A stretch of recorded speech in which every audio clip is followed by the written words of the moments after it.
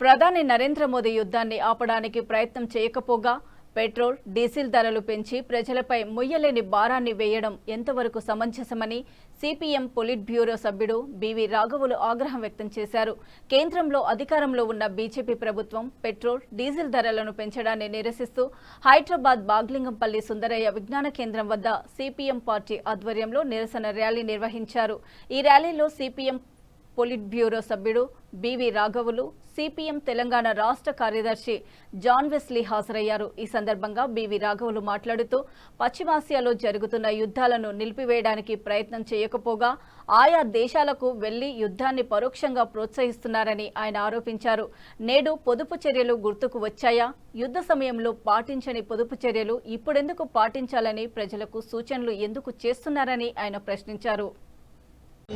BJP petrol, diesel ఛార్జీలను 3 రూపాయల చొప్పున పెంచింది.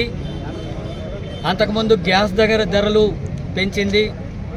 ఇప్పటికే ధరలు విపరీతంగా పెరిగిపోవడం వల్ల హాస్టళ్లు మూతపడ్డాయి, హోటల్స్లో ధరలు పెంచారు.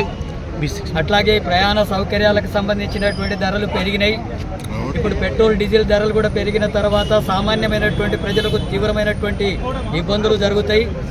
అందుకే పెంచినటువంటి ధరలంతా కూడా తగ్గించాలని చెప్పి సిపిఎం పార్టీ అఖిల భారత కమిటీ ఈరోజు దేశవ్యాప్తంగా నిరసనలకు పిలుపునిచ్చింది. అందులో భాగంగా ఈరోజు హైదరాబాద్లో ఈ నిరసన కార్యక్రమాన్ని నిర్వహిస్తున్నాం. ఇప్పటికైనా కేంద్ర ప్రభుత్వం వెంటనే పెంచినటువంటి పెట్రోల్, డీజిల్ ఛార్జీలను ఉపసంహరించుకోవాలని చెప్పి డిమాండ్ చేస్తున్నాం. ఒకవైపు మోడీ మొత్తం ప్రజా సమస్యలను పరిష్కరించడంలో పూర్తిగా విఫలమవడమే కాకుండా ఈ ధరలు పెంచడంతో పాటు అన్ని ప్రజలకంతా కూడా ఉచిత సలహాలు ఇస్తున్నాడు.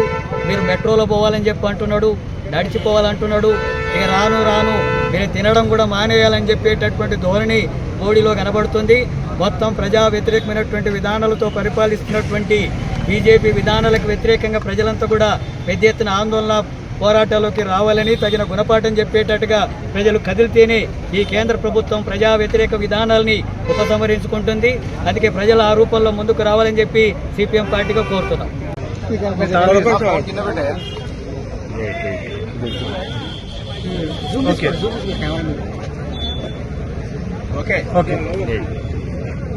కేంద్ర ప్రభుత్వం డీజిల్, పెట్రోల్ ధరలను మరోసారి పెంచింది.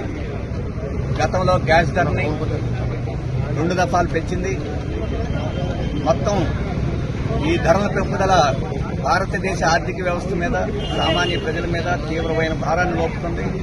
ఇప్పటికే ధరలు పెరిగిపోయినాయి. ఈ పెంపుదల మరింత భారాన్ని మోపుతుంది. అనేక పరిశ్రమలు దెబ్బతీలి కార్మికులు ఉపాధిని కోల్పోతున్నారు. ఇంత తీవ్రమైన దుర్భరమైన పరిస్థితిని ఈరోజు మోడీ ప్రభుత్వం ప్రజల మీద రుద్దింది.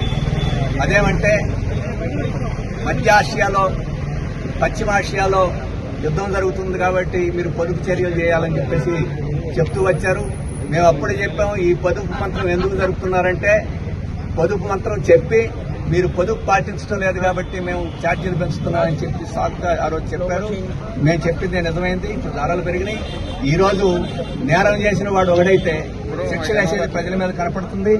ఈ రోజు అమెరికా, ఇజ్రాయెల్ కలిసి ఇరాన్ మీద యుద్ధం చేస్తే ఈ ధరలు, ఈ కొరత కారణమైంది. ఆ యుద్ధం ఆగితే మరుక్షణంలోనే ఈ ధరలన్నీ పెంచాల్సిన అవసరం లేకుండా పోతే సంక్షోభపాతి. ప్రధానమంత్రి మోడీ గారు యుద్ధ నివారణకు చర్యలు తీసుకోవడం మానేసి, అమెరికా, ఇజ్రాయెల్ ఖండించడం మానేసి, వారి మీద ఒత్తిడి తీసుకొచ్చి ఇప్పుడు దిగ్బంధనం ఏదైతే అమెరికా చేసిందో ఆ దిగ్బంధనాన్ని లేకుండా చేస్తే ఈ ధరలన్నీ పడిపోతాయి. దానికి కృషి చేయకుండా, పల్లెత్తు మాట్లాడకుండా ఈరోజు అమెరికాకి దాసోహం అయిపోయి సాష్టాంగ నమస్కారం చేస్తూ ఈరోజు ప్రజలు మిమ్మల్ని భరించమని చెప్తున్నారు. పొదుపు చర్యలు ఇప్పుడు జ్ఞాపకం వచ్చినాయా? అంతకుముందు పొదుపు చర్యలు జ్ఞాపకం రాలేదా? ఇప్పుడు మంత్రులు, ముఖ్యమంత్రులు, ప్రధానమంత్రులు పొదుపు చర్యల గురించి మాట్లాడుతున్నారు. ఈ పొదుపు అనేది ఎప్పుడైనా చేయండి, అప్పుడు చేయండి, ఇప్పుడు ఎందుకు జ్ఞాపకం వస్తుంది? అలాగే ఈరోజు ఎరువులు దొరకవు, అలాగే డీజిల్ దొరకదు, గ్యాస్ దొరకదు. మీరు కొత్త పద్ధతులను అనుసరించండి.